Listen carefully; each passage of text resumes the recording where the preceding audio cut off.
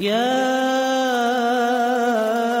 أيها الذين آمنوا اتقوا الله ولتنظر نفس ما قدمت لغد واتقوا الله إن الله خبير بما تعملون.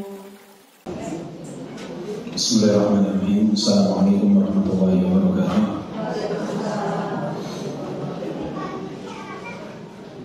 Innal hamdalillah nahmaduhu wa nasta'inuhu wa nastaghfiruh wa na'udzu billahi min shururi anfusina wa sayyiati a'malina. May yahdihillahu fala mudilla lahu wa may yudlil fala hadiya lahu. Wa asyhadu an la ilaha illallah wahdahu la syarika lahu wa asyhadu anna Muhammadan 'abduhu wa rasuluh.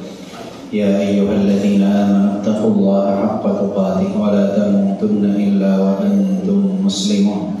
Ya ayyuhan nas ittaqu rabbakum alladzi khalaqakum min nafsin wahidah wa khalaqa minha zawjaha wa batha minhuma rijalan katsiran wa nisaa'a wattaqullaha alladzi tasaaluna bihi wal arham innallaha kana 'alaykum raqiba.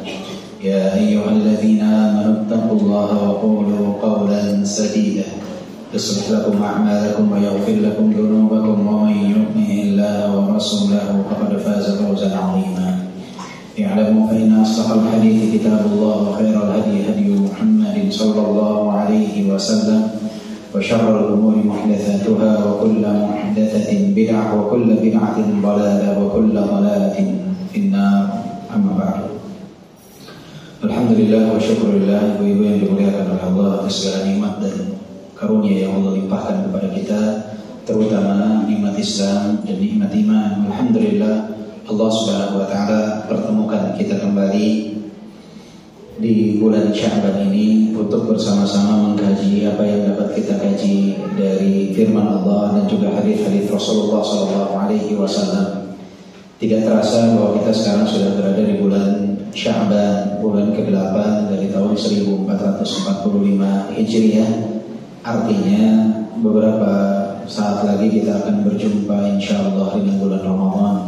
Semoga Allah Subhanahu wa taala panjangkan usia kita hingga dapat berjumpa dengan bulan Ramadan, dapat beramal di bulan Ramadan, dan amalan kita diterima di bulan Ramadan tersebut. Karena bulan Sya'ban adalah bulan yang sangat istimewa sekali, bulan pengangkatan amalan di setiap tahunnya, yang mana Rasulullah SAW banyak berpuasa di bulan Sya'ban karena Rasulullah begitu menyukai saat diangkatnya amalan dalam keadaan beliau berpuasa. Kemudian juga Rasulullah SAW menegaskan bahwa bulan ini adalah bulan yang paling banyak dilalaikan oleh manusia karena letaknya berada di antara bulan Rajab dan bulan Ramadan. Ibu-ibu yang dimuliakan oleh Allah Subhanahu wa taala, insyaallah tema pembahasan kita pada kesempatan kali ini adalah adab terakhir dari kitab adab yang kita bahas, yaitu adab di dalam berdoa. Dan mungkin nanti kita lihat apa yang dapat kita bahas insyaallah. Jika berlanjut kajian setelah Ramadan, insyaallah nanti akan diinformasikan kitab apa yang akan dibahas di kemudian waktu. Karena kitab yang kita bahas ini alhamdulillah sudah sampai ke bagian akhirnya, yaitu adab di dalam berdoa. Berdoa, ibu-ibu yang dimuliakan oleh Allah Subhanahu wa taala, merupakan satu bentuk ibadah kepada Allah Subhanahu wa taala. Allah Subhanahu wa taala berfirman, "Wa ma khalaqtul jinna wal insa illa liya'budun."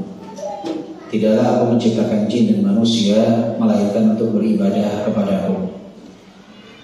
Doa, Rasulullah sebutkan, "Ad-du'a huwal ibadah." Doa itu adalah ibadah. Jadi doa merupakan ibadah. Dan juga Allah Subhanahu wa taala berfirman, "Wa qala rabbukum ud'uni astajib lakum." Innal ladzina yastakbiruna an ibadati sayadkhuluna jahannama dakhirin. Rabb Allah Subhanahu wa taala berfirman, "Ud'uni astajib lakum." Berdoalah kepadaku, niscaya aku akan kabulkan doa kalian. innal ladzina yastakbiruna an ibadati sayadkhuluna jahannama dakhirin. Sesungguhnya orang-orang yang angkuh dalam beribadah kepadaku, mereka akan masuk ke dalam neraka jahanam. Jadi Allah Subhanahu wa taala di dalam ayat tersebut mengkaitkan bahwasannya doa ini ibadah.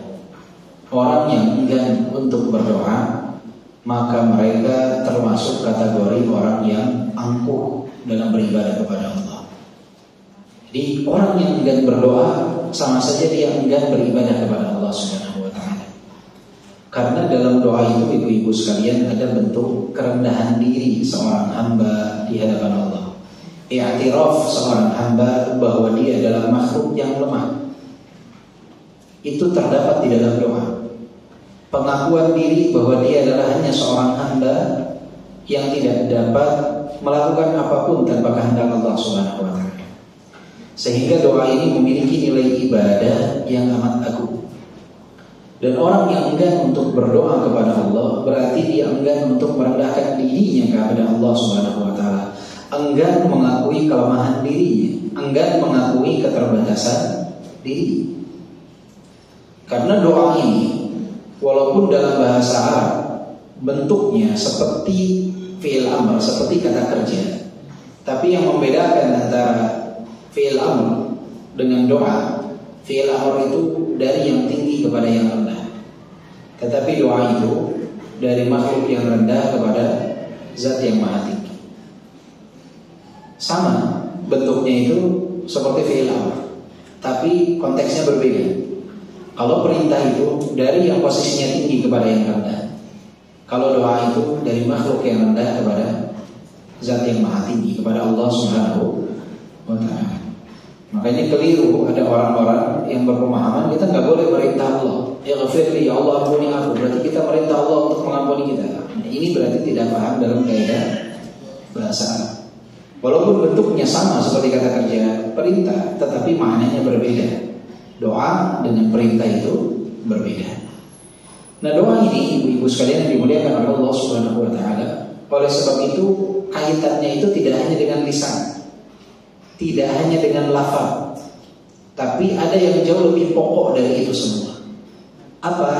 Hati dan pikiran hamba. Di saat dia berdoa kepada Allah Subhanahu wa taala, dia tidak hanya melafazkan doa, tapi dia sungguh-sungguh berdoa.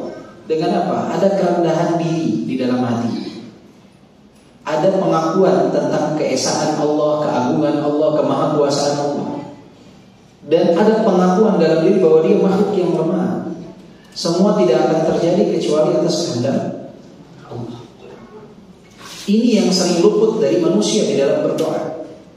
Manusia banyaknya hanya terlalu fokus kepada lafaz, sehingga sering kita dengar bahwa orang ketika akan ujian bertanya, ini doa apa yang bisa meluluskan ujian? Doa apa yang bisa memudahkan saat proses kelahiran? Doa apa yang bisa memudahkan untuk ini dan itu? Mereka banyak yang terlalu fokus kepada lafaz doa, kurang memahami tentang esensi doa itu. Bahwa doa itu adalah pengakuan kerendahan diri hamba di hadapan Allah Subhanahu wa taala. Jadi urusannya tidak hanya dengan lafaz, tapi dengan hati dan pikiran. Dan biasanya orang yang berdoa, yang mana hati dan pikirannya berdoa, akan lebih mudah untuk mengkonekkannya ketika dia berdoa dengan lafaz diri, dengan ucapan yang dia mudah untuk lafazkan. Sehingga kalau ibu-ibu bandingkan, berapa banyak orang yang ketika mencari lafaz-lafaz doa, kemudian dia pas-paskan dengan kondisinya, dia berdoa dengan lafaz tersebut. Dan orang yang dia seadanya dengan lafaz yang dia miliki, tapi fokus dalam doanya dengan hati dan pikiran, bandingkan berapa banyak tetesan air mata yang mengalir di posisi pertama atau di kondisi kedua. Kondisi mana? Kedua. Coba ibu ketika ada masalah khusus dalam keluarga, ibu angkatkan kedua tangan, panjatkan doa kepada Allah. Hati dan pikiran ibu berdoa. Lisan ibu melafazkan doa dengan bahasa Indonesia.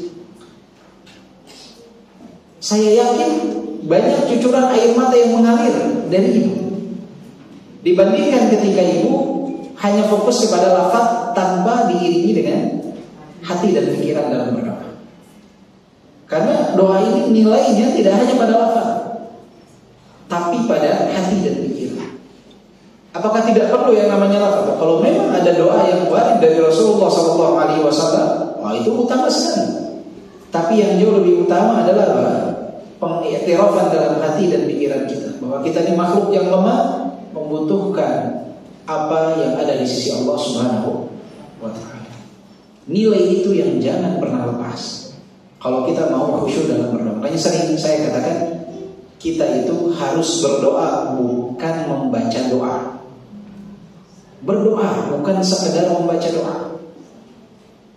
Kadang orang ada, dia buku doanya tebal segitu, dia sibuk baca dengan nada yang cepat. Hanya melafazkan saja, pikirannya kemana-mana. Ada yang sambil doa sambil matanya ke kiri ke kanan, nggak fokus dia dengan doa. Maka fokuslah dengan doa yang kita panjatkan, karena itu bentuk perendahan diri kita ke hadapan Allah Subhanahu wa ta'ala. Dan doa ini istimewa. Hanya Umar bin Khattab itu pernah mengatakan, inni la ahmilu hammal ijabah. Yang aku pikirkan itu, kata Umar bin Khattab, bukan ijabah doaku atau tidak, walakinni ahmilu hammad doa. Yang selalu ada dalam benak Umar bin Khattab itu adalah beliau punya atau tidak kesempatan untuk berdoa. Karena orang yang diberikan oleh Allah kesempatan untuk berdoa, orang yang dikaruniakan oleh Allah untuk banyak berdoa, orang yang diberikan nikmat oleh Allah untuk banyak berdoa, dia berada dalam kenikmatan yang istimewa karena dia berada dalam bentuk ibadah kepada Allah Subhanahu wa ta'ala. Faman ruziqa du'aan fal ijabatu ma'ahu, kata Umar bin Khattab. Siapa yang dikaruniakan kenikmatan, kesempatan untuk berdoa, taufik untuk berdoa, maka ijabahnya doa akan mengiringi dia. Itu tidak diragukan. Kenapa? Karena diijabah atau tidak itu bukan urusan kita. Itu ada di bawah kehendak Allah. Urusan kita itu adalah kita disuruh berdoa. Makanya Allah katakan apa? Ud'uni astajib lakum. Berdoa kepadaku, aku akan kabulkan. Jadi kita jangan mengurusi tentang pengkabulan atau tidaknya doa. Yang kita urusi pertama kali, kita berdoa dulu. Berapa banyak kita berdoa, berapa banyak kita meminta kepada Allah Subhanahu wa ta'ala. Jangan pernah bosan. Doa terus. Saya doain udah, tadi doain anak saya udah cukup. Enggak, terus berdoa. Karena ibu berdoa berarti ibu sedang beribadah kepada Allah Subhanahu wa ta'ala. Jadi jangan pernah lelah untuk berdoa, walaupun yang kita minta itu saja. Dan jangan pernah di dalam berdoa itu kita yang mengatur Allah Subhanahu wa ta'ala. Salah satu bentuk su'ul adab, buruknya adab seorang hamba dalam berdoa adalah dia yang mengatur kapan ingin dikabulkan, di mana dikabulkan, seperti apa dikabulkannya. Adab dalam berdoa itu kita serahkan kepada yang mengijabah doa, kepada Allah Subhanahu wa ta'ala. Kapan dikabulkannya, seperti apa bentuk pengkabulannya, mana yang terbaik untuk kita, serahkan kepada Allah. Allah yang Maha tahu. Jangan kita yang mengatur apa yang jadi kehendak Allah Subhanahu wa ta'ala. Ya Allah, berikan aku mobil merek ini warna putih sebelum bulan ini. Doa seperti ini adalah doa yang dia mengatur Allah. Pengennya tanggal sekian, warnanya ini, jam segitu. Ini adalah bentuk su'ul adab kepada Allah Subhanahu wa ta'ala. Harusnya seorang hamba serahkan kepada Allah.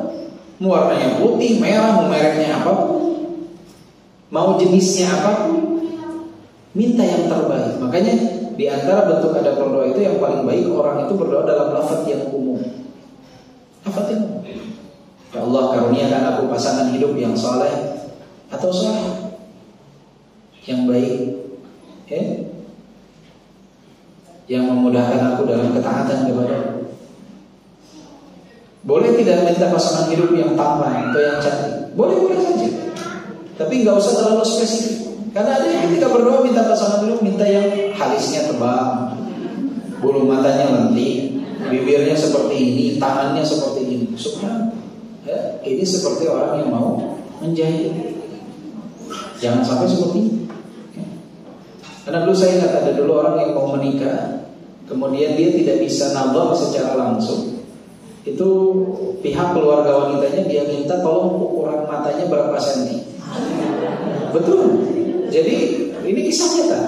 Jadi keluarga si wanita itu bawa meteran dia, bawa meteran buat baju itu, dia meterin. Terus dia catat hidungnya sekian ininya, bibirnya sekian senti, matanya. Subhanallah. Ya. Jadi seperti mau jahit baju, nggak bisa. Ya. Jadi jangan sampai kita seperti itu. Nah, insya Allah hari ini kita akan bahas tentang adab-adab dalam berdoa itu. Sehingga bentuk ibadah kita kepada Allah itu sesuai dengan adab-adab yang dianjurkan. Jangan sampai kita justru niatnya beribadah tapi melakukan su'ul adab, tidak baik dalam beradab kepada Allah dalam berdoa. Maka kita harus pelajari adab-adabnya apa sih dalam berdoa. Karena ini jadi satu keseharian kita setiap hari. Hamba yang saleh-salehah pasti menyempatkan diri untuk berdoa kepada Allah. Maka dia harus tahu adabnya apa saja. Jangan sampai justru dia melakukan su'ul adab dalam berdoa. Yang pertama, ibu-ibu yang dimuliakan oleh Allah Subhanahu wa taala, hendaknya seorang hamba ketika berdoa, dia memulai dengan memuji Allah Subhanahu wa taala dan bersalawat kepada Nabi Muhammad sallallahu alaihi wasallam. Dia sanjung Allah, dia puji Allah Subhanahu wa taala. Ya Rabbal Alamin, Ya Razzaq. Sebutkan nama dari nama-nama Allah Subhanahu wa taala. Dia puji Allah Subhanahu wa taala. Wahai Zat yang memiliki seluruh alam semesta. Enggak bisa kita bahasa Arab, tapi bahasa Indonesia. Wahai Zat yang Maha mengaruniakan rezeki. Wahai Zat yang Maha pengasih, wahai Zat yang Maha penyayang. Sanjung Allah, puji Allah Subhanahu wa taala. Itu ada dalam berdoa. Kemudian bersalawat kepada Nabi Muhammad sallallahu alaihi wasallam. Allahumma shalli ala Muhammad wa ala ali Muhammad kama shallaita ala Ibrahim wa ala ali Ibrahim. Seperti itu ada dalam berdoa. Ada muqaddimah, ada pembukaan. Enggak langsung direct, ada pembukaan. Kita mau pinjam uang ke orang aja pembukaannya panjang. Betul. Assalamualaikum, salam, gimana kabar, sehat? Alhamdulillah sehat. Di mana sekarang? Ini udah apa pembuka-pembuka mengarah sana. Kemudian mohon maaf sebelumnya saya sedang membutuhkan uang sekian. Kira-kira bisa bantu atau tidak? Ini ciri orang yang ada muqaddimah pembukaan. Ada lagi orang misalkan tiba-tiba mau ya ibu-ibu sekalian pinjam uang dong 10 juta misalnya. Ibu akan beri ke orang yang pertama atau orang yang kedua? Kalau ibu cuma punya 10 juta. Pertama, sopan dia mulai dengan mengetuk pintu, dia mulai dengan salam, dia mulai dengan menyanjung, kadang menanyakan kabar keluarga, gimana sehat. Kalau dia datang langsung ke rumah kita, dia puji anak kita, dia puji keluarga kita, masya Allah keluarga ibu, masya Allah anak ibu soleh solehah, senang kita tuh. Ya, kemudian dia mau mengutarakan hajatnya, kebutuhannya. Kita akan sungkan untuk tidak memberi. Bandingkan orang yang kedua ketok pintu, kita buka pinjam uang 10 juta. Yang mana yang akan kita beri? Yang pertama. Ini manusia dengan manusia. Maka jika kita kepada manusia ketika butuh saja harus memiliki adab, harus dimulai dengan muqaddimah. Bagaimana jika kita butuh kepada Al-Khaliq, Zat yang menciptakan kita, Allah Subhanahu wa taala. Maka kita tentunya harus lebih memiliki adab dengan memuji Allah Subhanahu wa taala. Ada sebuah hadis yang saya bacakan. Disebutkan di sini an Fadalah bin Ubaid qala, dari Fadalah bin Ubaid berkata, baina Rasulullah sallallahu alaihi wasallam qa'idan idza dakhala rajulun fa shalla fa qala Allahumma ighfirli warhamni. Faqala Rasulullah sallallahu alaihi wasallam ajilta ayyuhal musalli idza shallaita faq'adta fahmadillah bima huwa ahluh wa salli alayya thumma ad'uhu Qala thumma shalla rajulun akhar ba'da dhalika fahamidallah wa shalla 'ala an-nabi sallallahu alaihi wasallam. Faqala an-nabi sallallahu alaihi wasallam ayyuhal musalli ud'u tujab. Jadi kata Fadl itu suatu hari ketika Rasulullah SAW dalam keadaan duduk, masuk seorang lelaki, kemudian dia salat dan dia berdoa mengatakan, Allahumma ighfirli warhamni, ya Allah ampuni aku sayangnya. Maka Rasulullah SAW berkata, engkau terlalu tergesa-gesa wahai seorang lelaki, wahai orang yang mengerjakan salat dan berdoa. Jika engkau salat dan duduk setelah salat dan engkau memuji Allah Subhanahu wa taala, bersalawat kepadaku, baru kemudian engkau berdoa kepada Allah Subhanahu wa taala. Jadi didahului dengan apa? Memuji Allah, bersalawat kepada Nabi Muhammad, baru berdoa. Kemudian ada laki-laki lain yang datang. Sebelum dia mulai berdoa, dia memuji Allah dan bersalawat kepada Nabi sallallahu alaihi wasallam. Maka kata Nabi sallallahu alaihi wasallam, ayyuhal musalli ud'u tujab. Wahai orang yang berdoa, doamu dikabulkan oleh Allah Subhanahu wa taala. Kenapa? Karena dia memulai dengan memuji Allah dan bersalawat kepada Nabi. Jadi ibu ketika akan berdoa mulai dengan memuji Allah Subhanahu wa taala. Ibu suka lihat ya Imam Masjidil Haram ketika doa witir Ramadan, mereka tuh akan memulai dengan memuji Allah terlebih dahulu. Memuji Allah, memuji Allah, memuji Allah, baru masuk dalam doa. Ya man tasma'u kalamana wa tara makanana, wahai zat yang maha mendengar suara, melihat tempatku berdiri. I'tiraf dulu, pengagungan dulu kepada Allah Subhanahu wa taala. Wa ya Sami' wa ya Basir wa ya Razzaq, minta kepada Allah semuanya. Setelah memuji Allah, bersalawat, baru kemudian doa.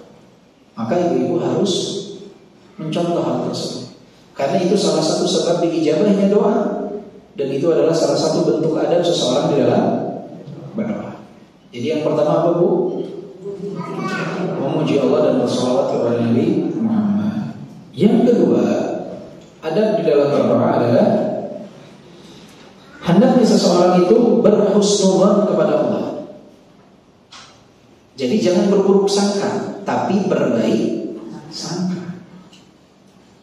Wa qala rabbukum ud'uni astajib lakum.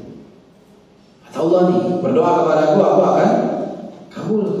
Husnudzon, Allah akan kabulkan doa kita. Wa idza sa'alaka ibadi 'anni fa inni qarib ujibu da'watad da'i idza da'a. Jika hambaku bertanya kepada tentang aku, maka katakanlah aku dekat, mengijabah doa orang yang berdoa kepada. Maka kita harus berhusnudzon, jangan sombong. Jangan ketika berdoa malas-malasan, nggak mungkin dikabulin. Dalam hati seperti itu, musibah yang seperti itu. Kita saat berdoa harus yakin Allah mengijabah doa kita. Jangan menjadikan doa itu sebatas formalitas. Nggak boleh.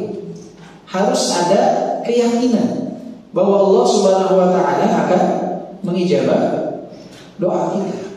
Bahwa Allah mendengarkan rintihan suara kita dalam berdoa. Yakin.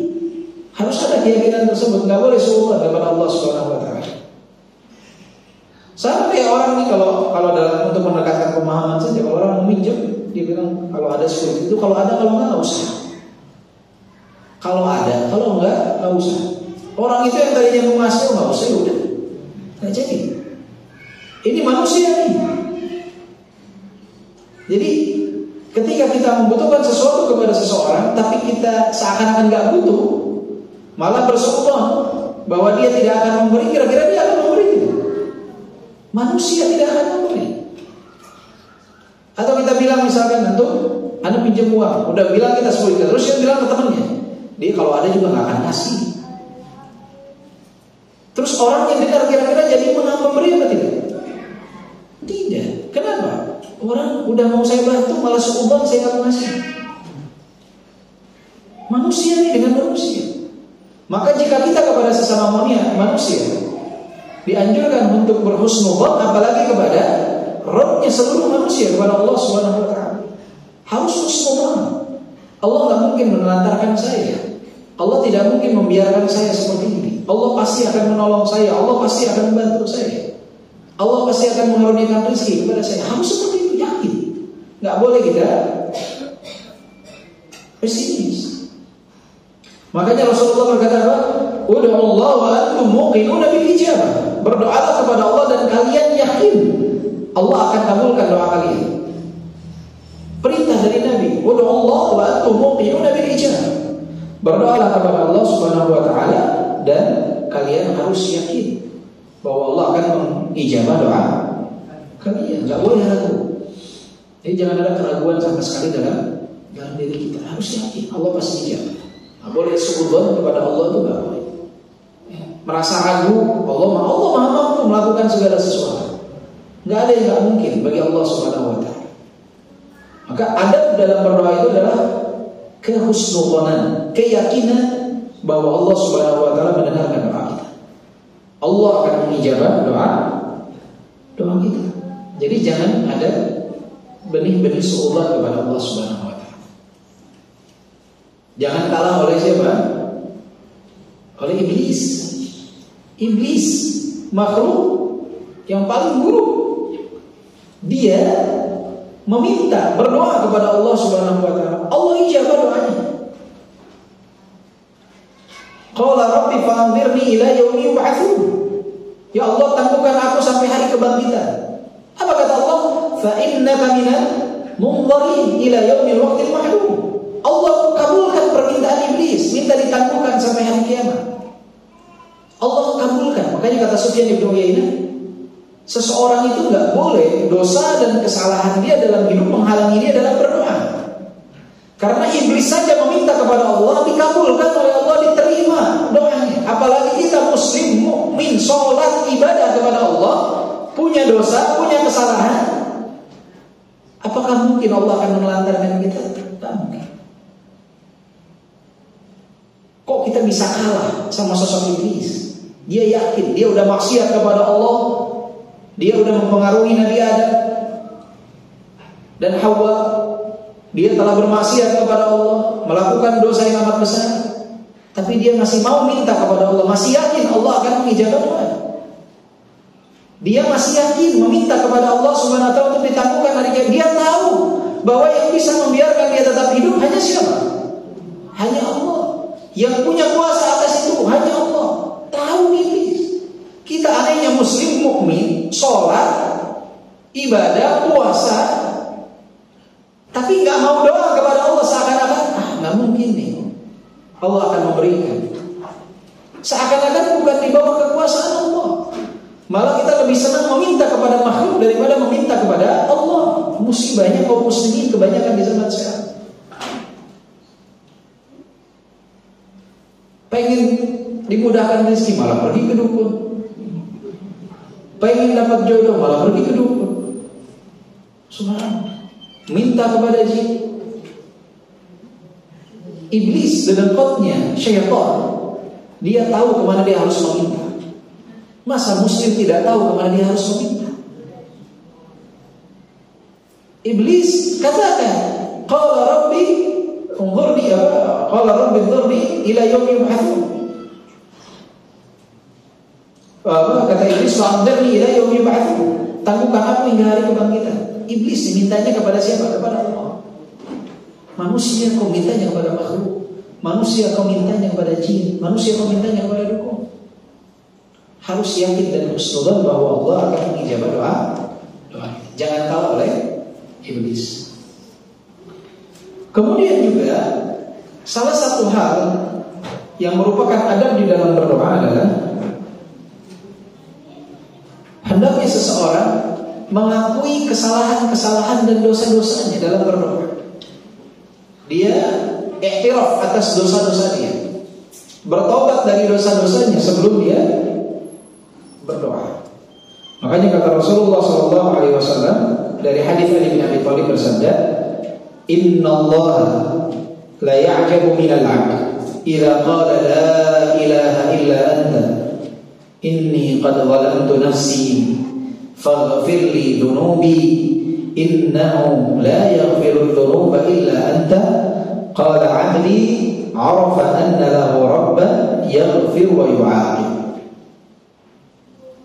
Allah Subhanahu wa ta'ala kagum kepada hambanya yang ketika ia berkata la ilaha illa anta, tidak ada yang berhak disembah kecuali Engkau, inni qad zalamtu nafsi, sesungguhnya aku telah menzalimi diriku sendiri, faghfirli, maka ampunilah aku, faghfirli dzunubi, ampunilah aku, ampunilah dosaku, innahu la yaghfiru dzunuba illa anta, sesungguhnya tidak ada yang mengampuni dosa kecuali Engkau.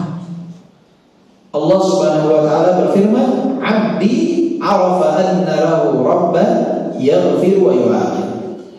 Hambaku, dia mengetahui bahwa dia memiliki Rabb Tuhan yang mengampuni dan menyiksa hamba.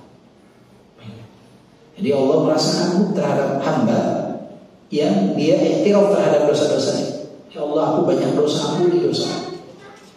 Dalam berdoa, ini menandakan bahwa hamba tersebut sadar bahwa dia punya Rabb, punya Tuhan yang mengampuni, dan jika dia tidak bertobat dapat menyiksa dosa yang telah dia lakukan tersebut, dapat menyiksa dirinya atas dosa yang dia lakukan. Maka seorang hamba itu harus memahami poin ini. Hendaknya sebelum dia melanjutkan doa-doanya yang begitu panjang, dia iktiraf terhadap diri atas dosa-dosa yang pernah dia perbuat, minta ampunan kepada Allah. Makanya ketika doa untuk kedua orang tua diawalinya dengan apa? Minta rahmat atau minta pengampunan dulu? Pengampunan. Rabbil firli wa liwalidayya warhamhuma kama rabbayani shaghira. Jadi iktiraf terhadap dosa itu bisa menjadi sebab diijabahnya apa? Doa. Lihat Nabi Yunus ketika berada di dalam perut ikan. Apa yang beliau katakan? La ilaha illa anta subhan inni kuntu minadh dhalimin. I'tiraf, pengakuan terhadap apa yang dilakukan. Itu adalah sebab seseorang mendapatkan jalan keluar dari kesalahan, dari masalah yang ada di hadapan dia. Maka jangan pernah gengsi untuk mengakui apa? Dosa di hadapan Allah. Yang salah itu kalau ibu ngaku dosa di hadapan orang. Salah. Dulu saya begini. Pengakuan dosa itu di hadapan Allah, bukan di hadapan manusia. Kalau orang-orang Nasrani, mereka ada tempat pengakuan dosa. Iya kan? Ngaku dosa di hadapan pendetanya atau entah siapanya. Itu menjadi sebab bagi mereka, dalam benak mereka, itu jadi sebab pengukuran dosa. Sekarang kaum muslimin mau contoh hal tersebut. Pengakuan dosa bukan di masjid, di podcast mereka ngaku dosa. Banyak, ini musibah. Orang hijrah disuruh ngakuin dosa-dosa dia zaman dulu, dengan dalih untuk orang mengambil ibrah. Enggak boleh seseorang itu menelanjangi dirinya di hadapan orang lain. Kadang ada orang yang dia mabuk-mabukan, main perempuan, sebelum dia hijrah orang nggak tahu. Kok setelah dia hijrah maka diumbar di depan publik. Dulu tuh saya begini, dulu saya begini, dulu saya main ini, dulu saya main ini. Subhanallah. Ketika dia dulu melakukannya kita nggak tahu. Apakah iya ketika seseorang sudah berhijrah dia harus mengumbar aibnya di hadapan orang lain? Ini tidak sesuai dengan jalannya para salafus saleh. Nggak boleh yang seperti itu, mengumbar aib.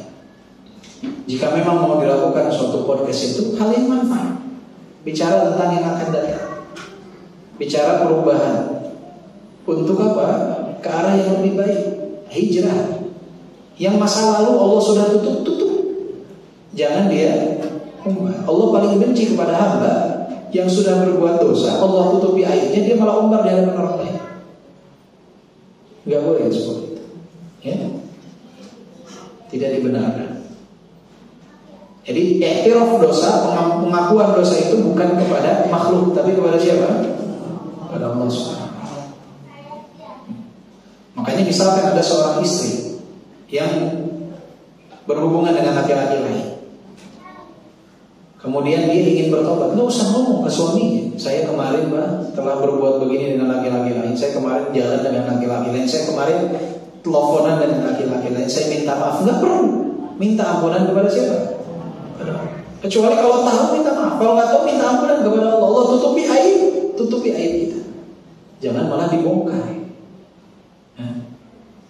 Pengakuan dosa itu di hadapan Allah, bukan di hadapan makhluk. Kecuali dalam hal-hal yang memang diperlukan, seperti dalam pengadilan misalnya, dalam pengadilan kemudian sudah ada yang melihat hal tersebut, ditanya betul atau tidak,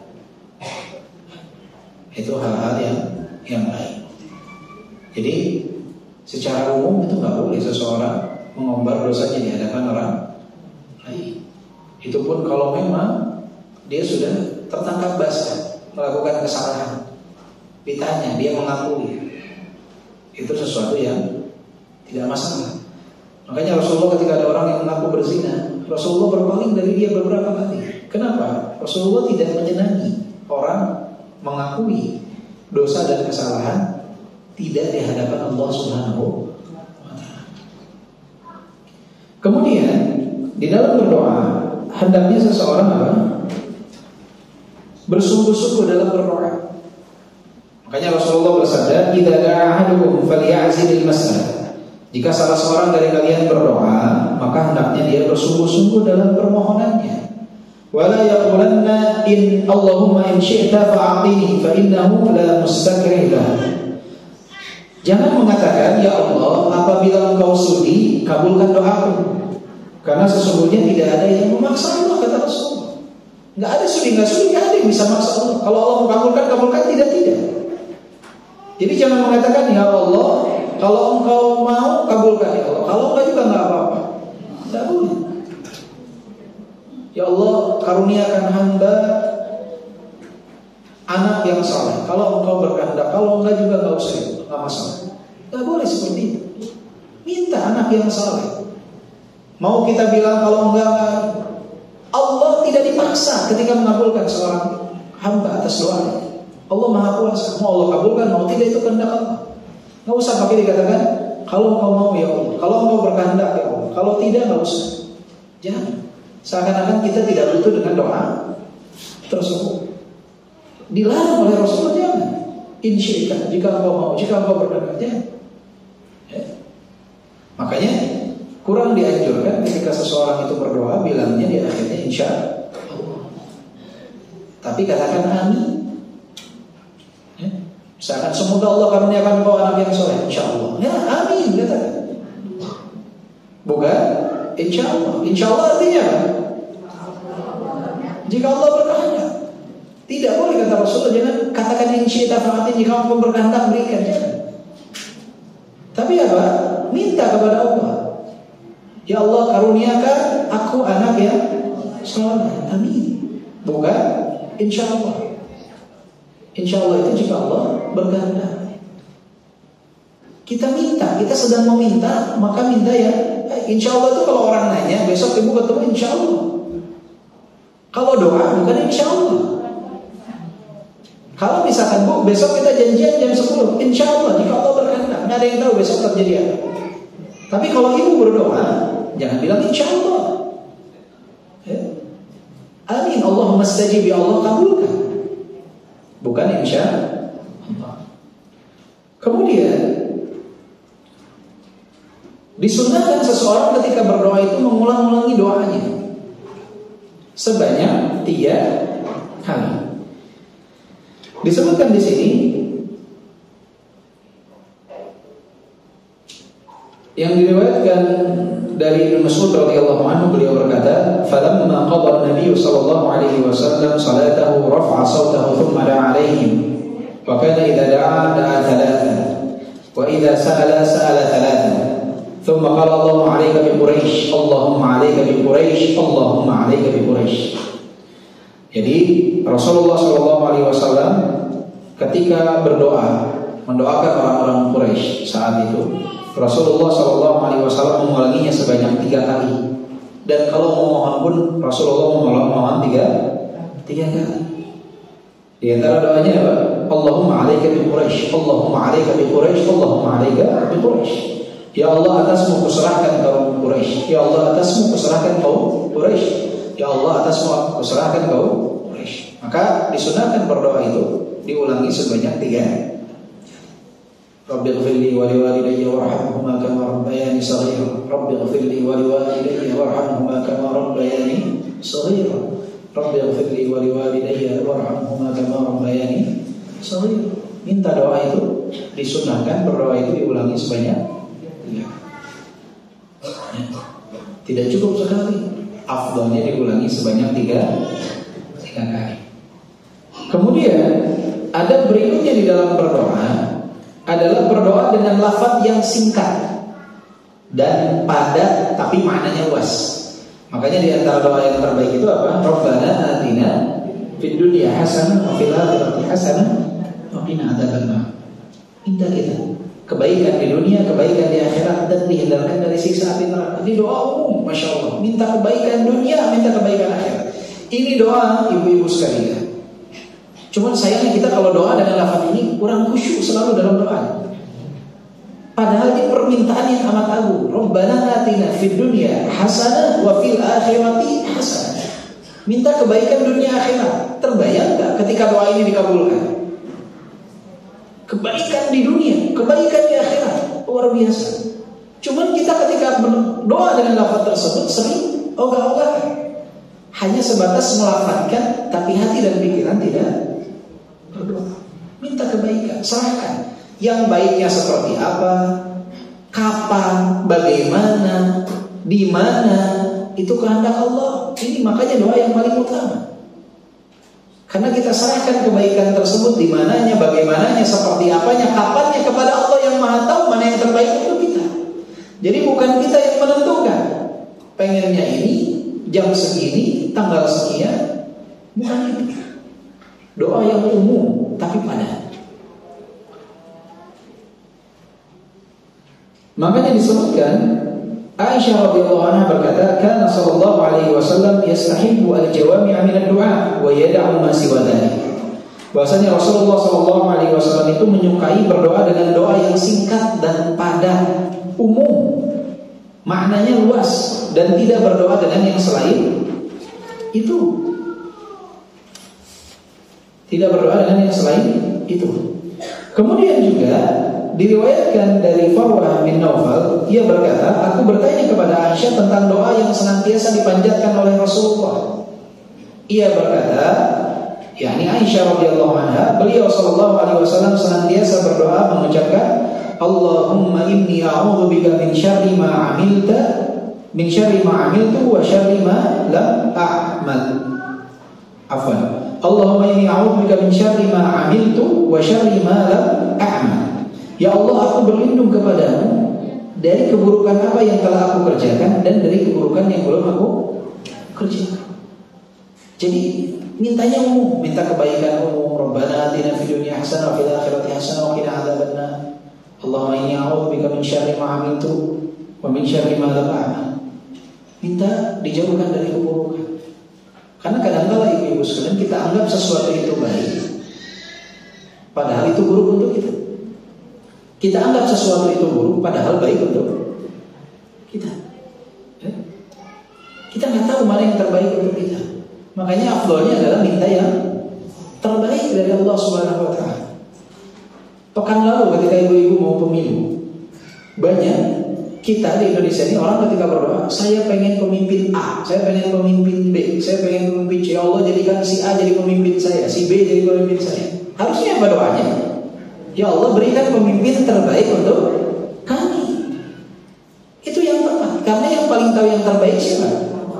Allah Subhanahu Wa Taala. Itu pandangan kita, si A baik, si B baik, si C baik.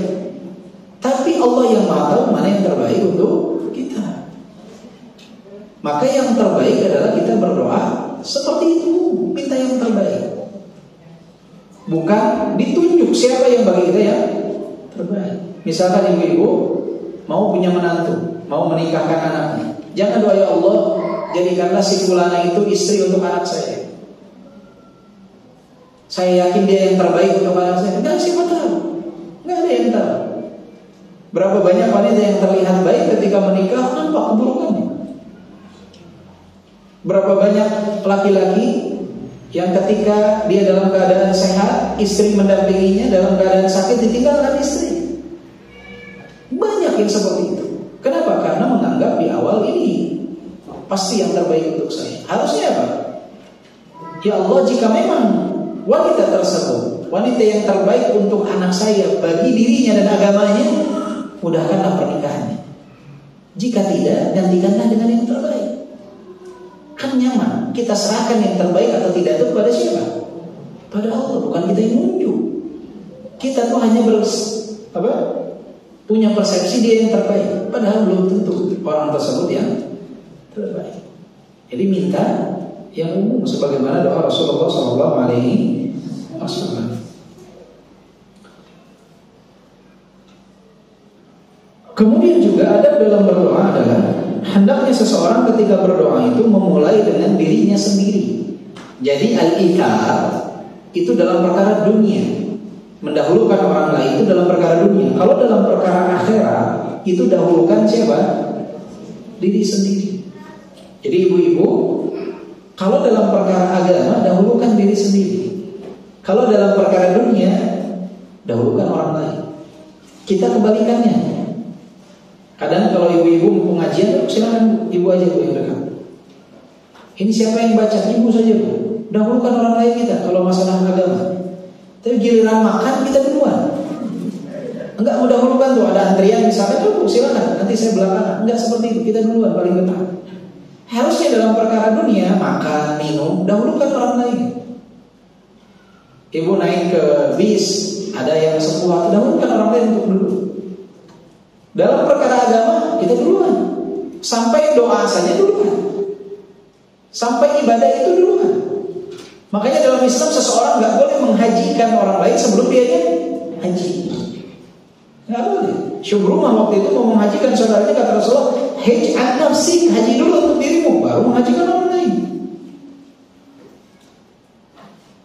Makanya dalam doa Rabbil firli wali walidayya, ya Allah ampuni aku dan kedua orang tuaku. Bukan ampuni kedua orang tuaku dan aku. Ampuni aku dan kedua orang tuaku.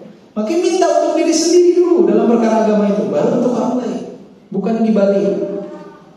Jangan sampai untuk orang dulu baru untuk kita.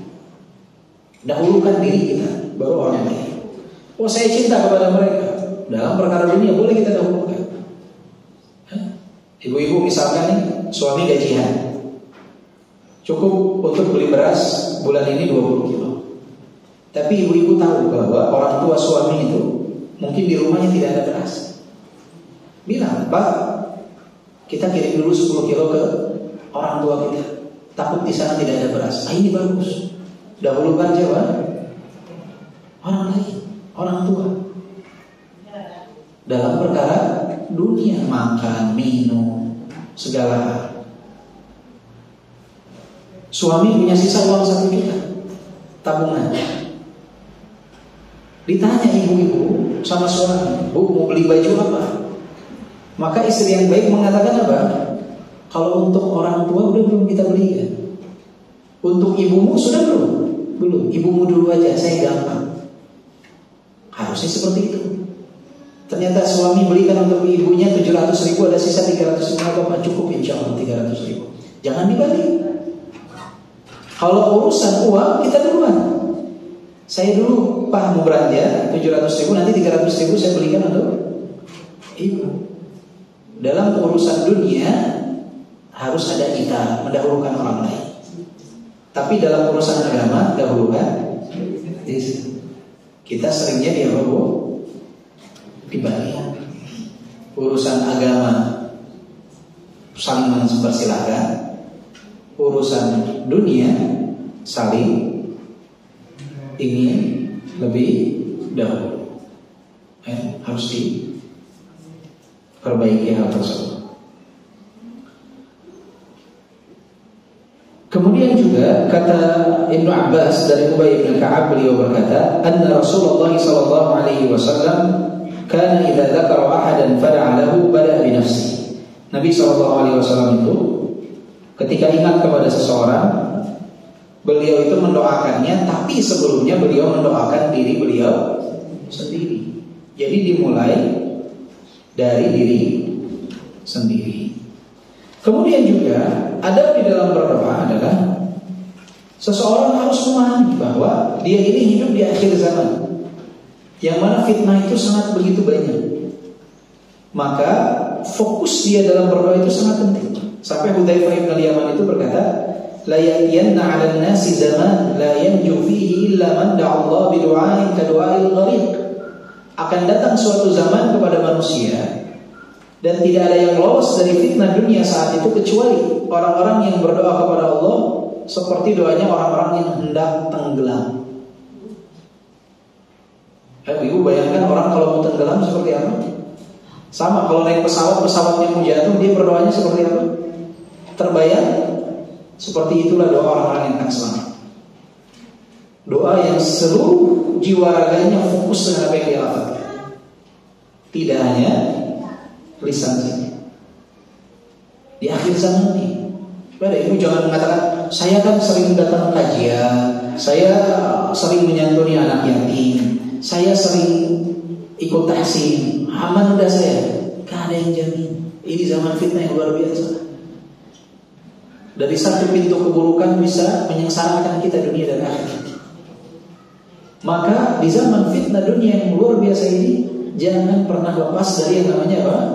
Doa. Kata Hudzaifah bin Yaman, gak akan ada yang lolos dari fitnah dunia kecuali yang berdoa. Bukan asal doa, doa seperti orang-orang yang hendak tenggelam. Fokus dia dengan doa. Apalagi berkaitan dengan keluarga. Ibu rajin di masjid, ibu berhijab, anaknya memamerkan aurat. Kadang dinasihati, disampaikan, diajak, gak mau berubah. Ibu punya senjata, namanya apa? Doa. Doa usilahul mu'min. Doa itu adalah senjatanya orang-orang yang beriman. Itu senjata paling ampuh. Kadang itu yang miris di zaman sekarang. Ayah, Masya Allah. Ibu, Masya Allah. Anak, alhamdulillah. Ada yang ibu dan anaknya Masya Allah, suaminya, alhamdulillah, gak kenal masjid. Ibunya rajin kajian, berjilbab panjang, mendengarkan nasihat, mendengarkan tausiah. Anaknya Masya Allah, rajin di masjid. Suaminya tidak pernah terlihat. Ada yang dapat ujian seperti itu. Maka apa yang kita punya? Doa.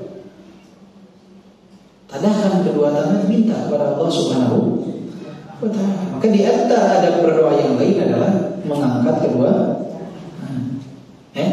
Rasulullah SAW bersabda, Inna Allah hayyun karim yastahi idza rafa'a ar-rajulu ilayhi yadayhi an yaruddahuma sifran kha'ibatain.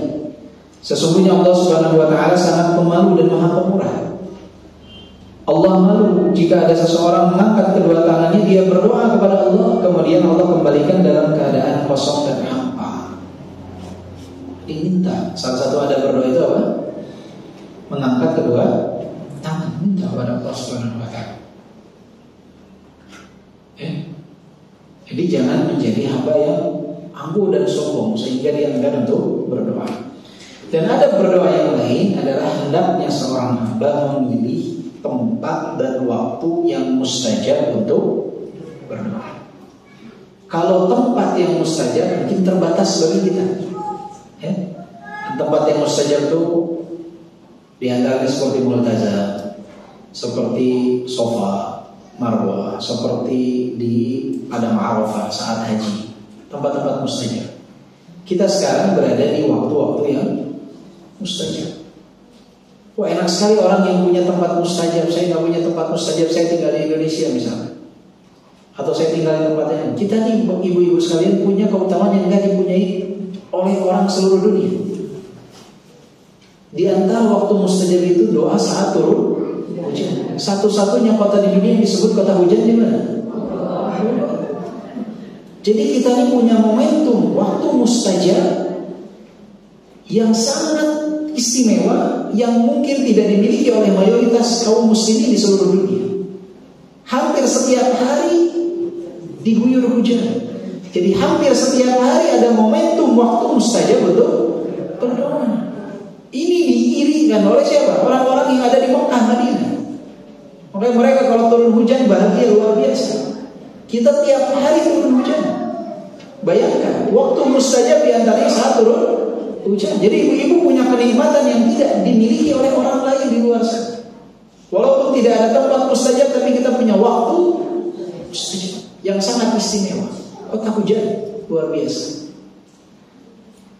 Apalagi di sepertiga malam terakhir, saat Allah turun ke langit dunia, mengabulkan orang yang meminta kepada Allah, mengampuni dosa orang yang bertobat kepada Allah Subhanahu wa ta'ala. Apalagi waktu yang mustajab di antara adzan dan iqamah. Selesai adzan, sebelum iqamah, waktu mustajab. Manfaatkan untuk berdoa. Kalau baca Quran boleh enggak? Boleh. Tapi momentum itu momentum terbaiknya untuk berdoa.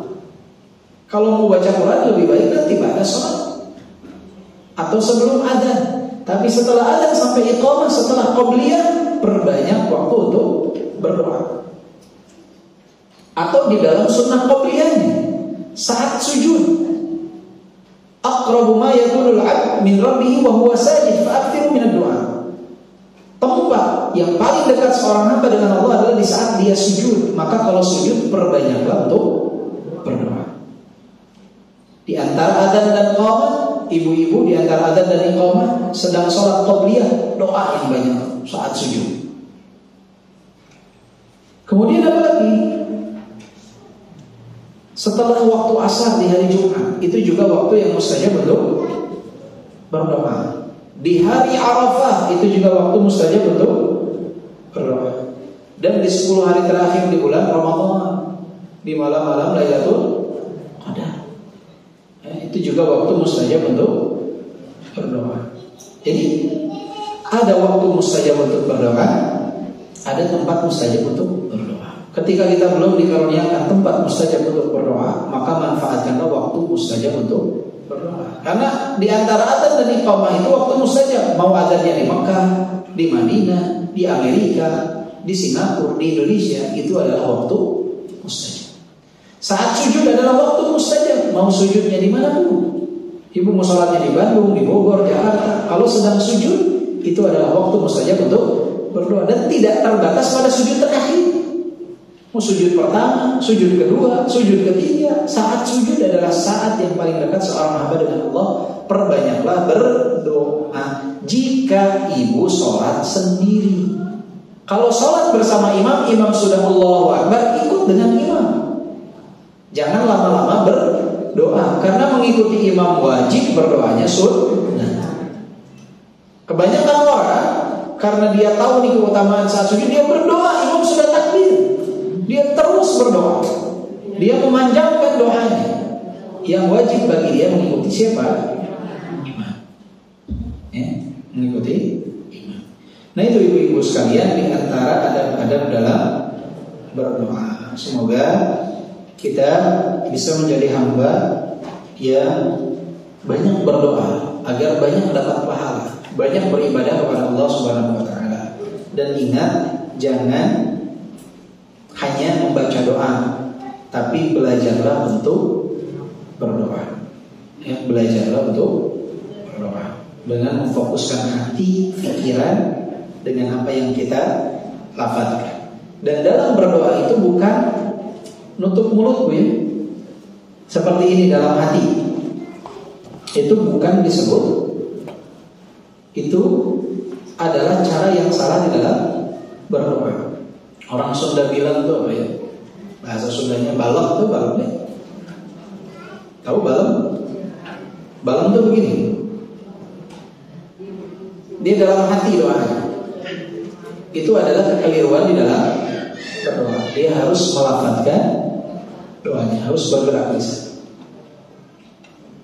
Wallahu a'lam bishawab. Mungkin itu yang bisa saya sampaikan tentang adab berdoa. Jika ada pertanyaan silakan.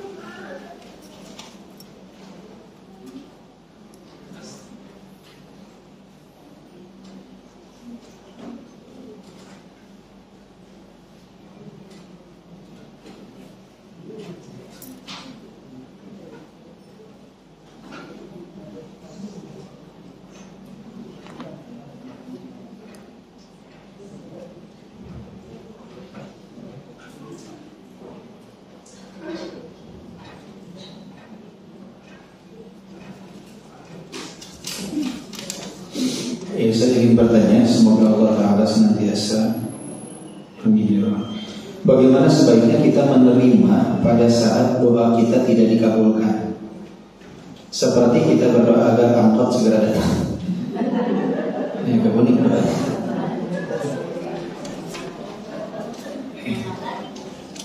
Agar angkot segera datang, namun selalu angkot yang ada berbeda dengan yang kita inginkan. Dan ini sering terjadi.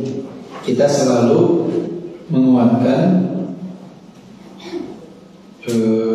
doa kita, mungkin doa kita ditahan karena Allah Ta'ala ingin menghindari kita dari musibah.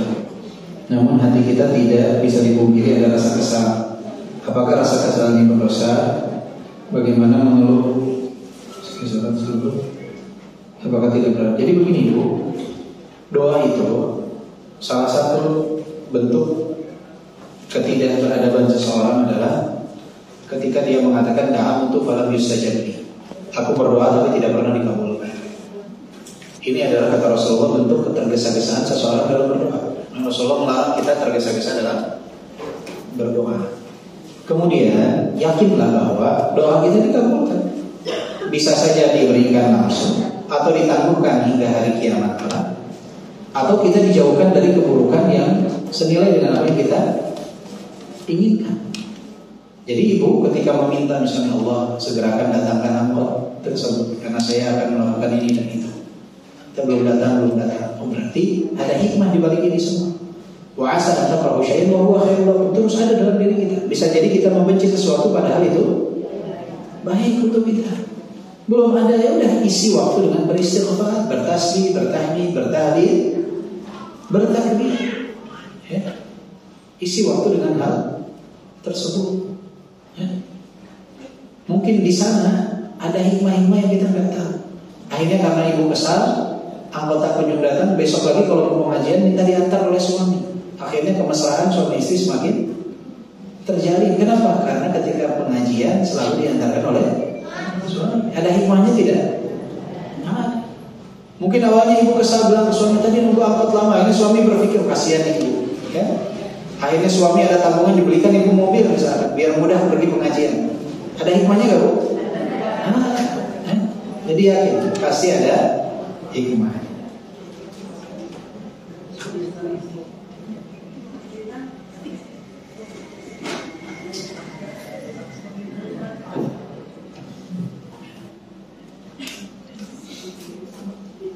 Sering ada suatu pertemuan Sahibul Bait minta mengkhususkan hadirin untuk mendoakan orang tuanya yang telah meninggal, yang dipimpin doanya oleh seorang ustaz.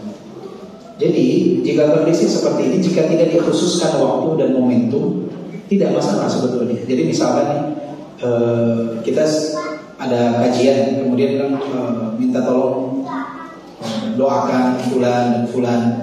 Hanya sebatas itu tidak masalah. Yang jadi masalah itu adalah pertama pengkhususan hari. Misalkan di hari ke-7-nya, di hari ke-40-nya tidak ada dalil dari Rasulullah SAW. Atau yang kemudian adalah pengkhususan kepada orang tertentu yang dianggap bahwa pasti mustajab doa dia. Itu nggak boleh. Kita berhusnudzon kepada orang lain, bertawassul kepada orang yang soleh yang masih hidup untuk didoakan, itu boleh. Tapi menganggap pasti itu yang nggak boleh. Berhusnudzon boleh. Kita bertawassul kepada orang yang masih hidup untuk didoakan boleh. Sebagaimana para sahabat datang kepada Abbas di zamannya Umar bin Khattab ketika terjadi paceklik, minta agar Abbas berdoa kepada Allah agar disudahi paceklik ini. Akhirnya turunlah hujan. Yang nggak boleh itu mengkhususkan. Kalau doa secara umum seperti itu tidak masalah. Doa secara umum tidak masalah. Yang kedua, bagaimana hukumnya seorang yang mengkhususkan hari kelahiran untuk didoakan santri-santri di pesantren? Ini masuk dalam kategori merayakan ulang tahun. Ya, selamat ulang tahun diganti jadi barakallahu fi umri. Apakah berubah jadi hukumnya jadi ulang tahun syar'i? Tidak. Tetap itu ulang tahun ya dilarang. Tidak ada pengkhususan hari lahir. Ya. Ibu bertambah tahun, sudah saja anggap seperti hari-hari yang lain. Kita bertafakur, kita sudah bertambah usia, semoga semakin baik dari hari yang lalu. Semakin tua saya, jatah hidup saya semakin berkurang. Jadi perayaan ulang tahun itu tetap perayaan ulang tahun dan bukan budaya Islam. Ya. Mau dirubah jadi barakallahu fi umrik, tetap dia namanya ulang tahun. Sama seperti sistem riba, mau namanya dirubah juga tetap riba. Mau disebutnya jadi bunga juga tetap riba. Udah diganti namanya bagus, bunga. Tetap dia riba. Tidak berubah jadi bagus dengan perubahan. Nah, mau dirubah namanya jadi syar'i, tetap dia adalah riba. Jadi esensi dari sesuatu jangan terkecoh oleh nama. Nama itu bisa berubah. Bisa dirubah oleh orang lain. Tapi hakikatnya apa? Hakikatnya perayaan ulang tahun, dan itu tidak ada dalam Islam. Itu budaya bukan dari Islam. Man tashabbaha biqaumin fahuwa minhum. Siapa yang menyerupai suatu kaum, maka itu termasuk dalam mereka. Bahkan lagu ulang tahunnya dirubah. Nah, nadanya sama, musiknya sama, dirubah lafadznya saja. Dirubah lafadznya saja.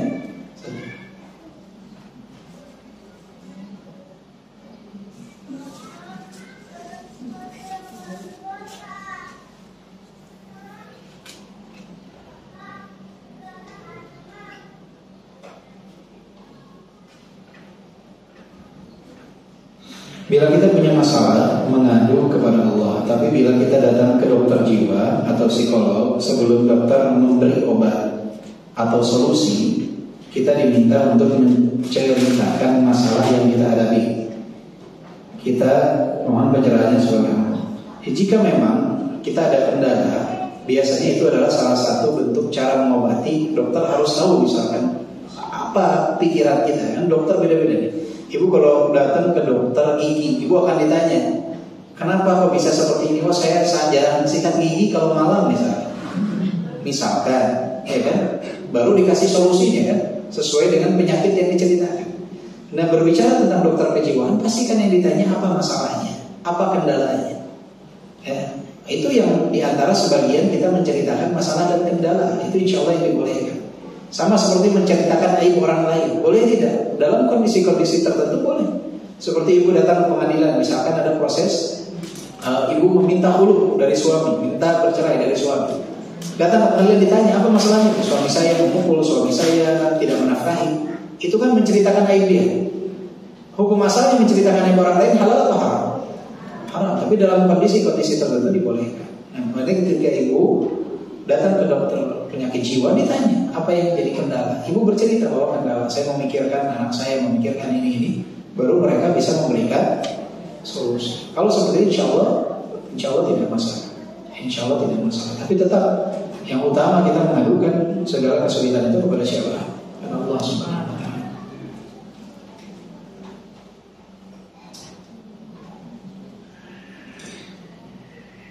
Berdoa ini sudah ditulis, makanya ditulis sama ibu sudah diterangkan. Berdoa dalam hati, jadi harus dilafalkan. Kalau mau berdoa kepada Allah, apakah harus berwudu dahulu? Ini disunahkan, tapi tidak wajib. Artinya kalau memang tidak dalam kondisi berwudu, tidak masalah untuk berdoa. Tidak wajib. Salah satu kesalahan dalam adab berdoa adalah mengusap muka. Apakah ada dalil melarang? Saya tidak tahu ada dalil atau tidak. Ini adalah kebiasaan orang mengusap muka, dan itu tidak ada dalil dari Nabi SAW. Ya, yang ada dari Nabi SAW itu ketika akan tidur, kita disunahkan membaca Al-Ikhlas, Al-Falaq, An-Nas, kemudian meniupkan di tangan kita, kemudian mengusap seluruh anggota tubuh kita termasuk wajah. Itu yang ada dalil dari Nabi SAW ketika hendak tidur. Dan bukan doa, tapi membaca ayat Al-Quran, Al-Ikhlas, Al-Falaq, dan An-Nas yang pernah kita bahas waktu itu ada tidur ya. Tapi kalau setelah doa secara umum tidak mengetahui adanya dalil tersebut. Wallahu a'lam.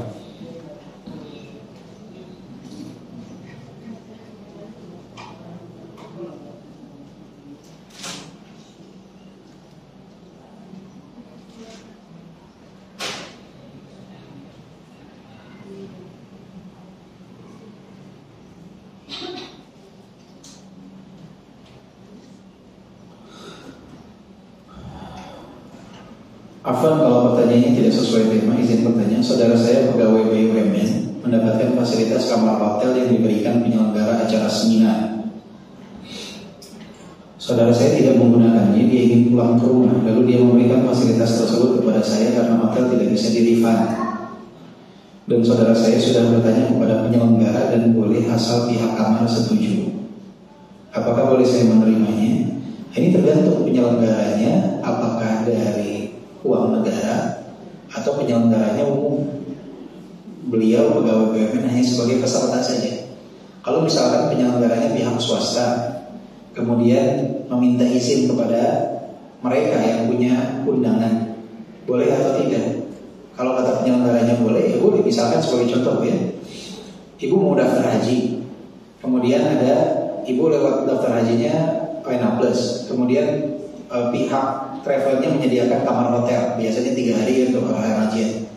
Kemudian saya nggak pakai, saya nanti pakai sama adik saya ya, boleh tidak? Boleh tidak? Kalau diizinkan boleh tidak? Boleh. Boleh, itu hak ibu. Tapi sekarang kalau beliau ini pegawai pemerintah dan itu pakai uang negara untuk dia, tidak dia pakai, harusnya itu bisa untuk di-refund walaupun tidak full, tapi ada uang yang kembali kepada negara. Jadi wallahu a'lam, kalau itu bersangkut paut dengan uang negara, uang masyarakat, sebaiknya kita tidak masuk dalam ranah syubhat tersebut. Dan saya rasa biasanya bisa sebetulnya, tapi itu akan menyulitkan saja untuk prosesnya. Sulit dalam prosesnya. Biasanya sulit dalam prosesnya. Sama seperti anggaran pembelian barang dan lain sebagainya. Biasanya minta untuk dibuatkan bon kosong dengan dalih biar disesuaikan dengan anggaran yang ada. Kalau tidak, anggarannya tahun depan akan dikurangi. Seperti itu biasanya kan. Akhirnya pihak penjual memberikan bon kosong. Ini musibahnya. Disinilah ranah pintu korupsi terbuka. Kalau saran saya Allah alam, menjauhi syubhat sebaiknya dihindari saja Bu ya. Tinggal di rumah di kamar sendiri atau bayar hotel pakai uang sendiri lebih nyaman. Karena khawatir masuk fasilitas. Sekarang kan orang plat merah, mobilnya plat merah. Dia pakai pulang kampung, dia pakai belanja, dia pakai untuk kebutuhan anak istri. Padahal misalkan secara peraturan tidak diizinkan. Ini musibah. Ya. Jadi ya apa yang menjadi fasilitas kantor manfaatkan untuk kebutuhan kantor. Kecuali jika ibu bekerja di pihak swasta, bosnya mengizinkan, pemilik barangnya mengizinkan, nggak masalah. Tapi kalau pegawai pemerintahan ini izinnya ke siapa? Sedangkan atasannya pun adalah pegawai. Yang punya semuanya adalah masyarakat, negara. Makanya hadiatul ummal, tips hadiah kepada pegawai. Para ulama membedakan antara pegawai pemerintah dengan pegawai swasta. Kalau pegawai swasta, patokannya adalah izin dari pemilik usaha. Ibu mau kasih tips kepada seseorang, diizinkan ke dia untuk menerima tips dari atasannya. Kalau pegawai swasta, ibu beli barang di toko, terus dia nganterin, beli beras lah di warung. Ada pegawainya nganterin beras tersebut ke mobil ibu. Ibu kasih tips ke dia. Halal atau haramnya itu tergantung dari izin pemilik toko, bosnya dia. Mengizinkan halal, tidak mengizinkan jadi apa? Haram. Kenapa? Karena dia sudah digaji per bulan, sudah ada ujrohnya buat dia. Kalau pegawai pemerintah, ibu datang mengurus surat-surat di satu instansi pemerintah,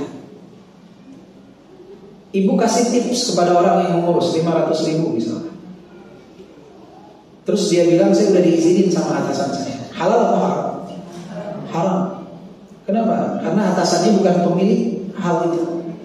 Atasannya pun pegawai di situ. Maka kata para ulama, hadiatul ummal untuk pegawai pemerintah itu haram. Karena dia sudah digaji dan dia sudah tahu ketika digaji, menerima gaji tersebut tugas dia sebagai apa dan apa yang dia kerjakan.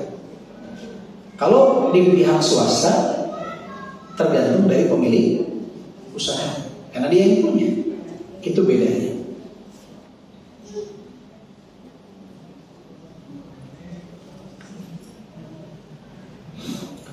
Izin bertanya, jika ada saudara yang baru saja meninggal dan mengadakan acara tahlilan hari 1 sampai hari ke-7, hari ke-40, bagaimana sikap kami jika diundang dan diminta untuk membantu membawa makanan untuk acara tersebut? Ini masalahnya klasik di Indonesia. Jadi ibu, kalau ada keluarga yang meninggal, doakan. Tugas kita apa? Mendoakan. Kemudian kita kalau punya makanan, kirimkan ke rumah orang yang meninggal. Ini acara seperti ini biasanya menyusahkan orang yang punya rumah. Orang sedang bersedih, dia harus ditambah pusing untuk menyediakan makanan bagi tamu yang datang. Maka bertakwalah kepada Allah, wahai yang merepotkan keluarga mayit di saat mereka wafat. Kita yang dianjurkan untuk memberi makanan kepada mereka, bukan kita menanti pemberian makan dari mereka. Dan juga pengkhususan hari ke-7, hari ke-40 tidak ada dalil dari Nabi SAW dan para sahabat. Kalau saja ketika Nabi wafat di tanggal 12 Rabiul Awal tahun ke-11 Hijriah, kalau tanggal 15-nya Fatimah bikin acara tahlilan, atau Abu Bakar di tanggal 19-nya bikin acara 7 harian atau tanggal 18-nya, maka kita akan melakukannya. Karena ternyata Abu Bakar dan Fatimah mengkhususkan hari ke-3 dan hari ke-7 atau hari ke-40. Tapi Abu Bakar, Fatimah, Umar dan yang lainnya para sahabat yang masih hidup tidak melakukan hal itu. Dan keluarga Nabi yang wafat di zaman Nabi itu banyak. Istri Nabi Khadijah wafat ketika Nabi masih hidup. Ruqayyah, Ummu Kulthum, Zainab putri Nabi, Al-Qasim, Abdullah dan Ibrahim wafat di saat Nabi masih hidup. Apakah Nabi mengkhususkan hari ke-3, ke-7, 40 dengan acara tertentu? Tidak. Maka kita lakukan apa yang dilakukan Nabi. Nabi memerintahkan kita mendoakan, kita doakan. Nabi mengatakan bahwa sedekah kita untuk mereka, atas nama mereka, insya Allah dikabulkan. Maka kita banyak bersedekah. Itu juga kan sedekah, ya nggak usah dikhususkan tanggalnya. Karena pengkhususan sesuatu yang umum, maka kita anggap hari itu lebih istimewa dibanding hari yang lain. Ketika kita menganggap lebih istimewa dan lebih utama, kita akan dituntut dalil. Dalilnya apa kita khususkan hari tersebut? Tidak ada, berarti kita tidak boleh. Karena yang tahu itu istimewa, utama hanya Nabi SAW. Ketika kita mengkhususkan, menganggap hari ke-7 lebih utama dari hari ke-6, hari ke-7 lebih utama dari hari ke-8, dan Nabi tidak menyampaikan itu, sama saja kita secara tidak langsung menuduh Nabi bahwa Nabi tidak menyampaikan tentang keutamaan itu kepada kita. Padahal al-yawma akmaltu lakum dinakum, hari yang telah aku sempurnakan. Kalau memang dianjurkan akan ada, contohnya akikah hari ke-7, ada nggak dalilnya? Ada. Karena memang hari ke-7 itu diutamakan. Tapi ketika ada orang yang wafat hari ke-7, hari ke-40, Nabi tidak pernah menyampaikannya. Para sahabat tidak pernah melakukannya. Jadi di saat kita mengkhususkan hari tersebut, kita harus bertanya kepada diri, apa dalil saya mengkhususkan hari itu? Kalau mau sedekah di hari yang lain silakan, sesuai kemampuan. Kita mau sedekah atas nama orang tua kita yang wafat, boleh, silakan, dianjurkan. Itu bagian dari perbuatan baik kita kepada mereka. Kita mau mendoakan mereka, doakan kapanpun, silakan doakan. Nggak ada yang melarang mendoakan, tidak ada yang melarang bersedekah. Yang jadi titik permasalahan adalah pengkhususan hari yang tidak dikhususkan oleh Nabi. Tidak mungkin dikhususkan kecuali dianggap lebih utama.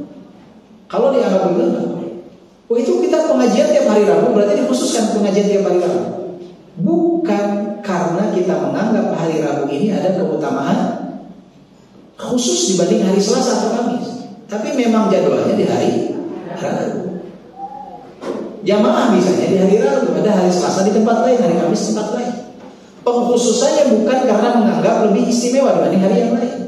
Kalau ibu-ibu berkeyakinan hari Rabu itu lebih utama dibanding hari yang lain, makanya kajiannya dilakukan di hari Rabu, nggak boleh. Karena tidak ada kekhususan utama hari ini. Jelas ibu?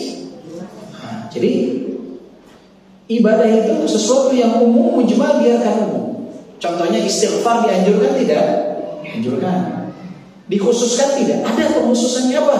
Setelah selesai sholat disunahkan beristighfar 3 kali. Ketika ibu mau mengatakan setelah sholat duha 10 kali, ibu akan ditanya, dalilnya apa kok setelah sholat duha istighfar? Dalilnya apa kok 10 kali? Kenapa kok dibatasi 10 kali? Berarti saat itu ibu-ibu menganggap itu lebih utama. Ketika menganggap lebih utama, ibu-ibu akan ditanya, dalilnya apa? Karena yang tahu mana yang lebih utama itu siapa? Rasulullah SAW. Oh, tidak ada dalilnya. Dari mana ibu tahu ini lebih utama?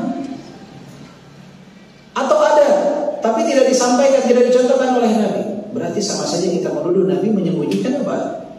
Ilmu dari kita. Gak mungkin Nabi menyembunyikan ilmu tersebut. Ya?